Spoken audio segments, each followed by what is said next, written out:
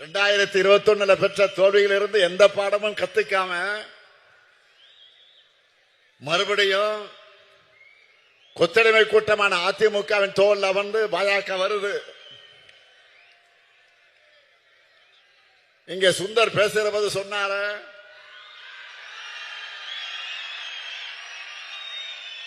நேற்று முன்தினம் மாண்புமிகு பிரதமர் மோடி அவர்கள் தமிழ்நாட்டுக்கு வந்துட்டு போயிருக்கிறார். இனி அடிக்கடி இந்த பக்கம் பிரதமர் மோடி அவர்களை எதிர்பார்க்கலாம். தேர்தல் சீசன் வந்துட்டா போதும்,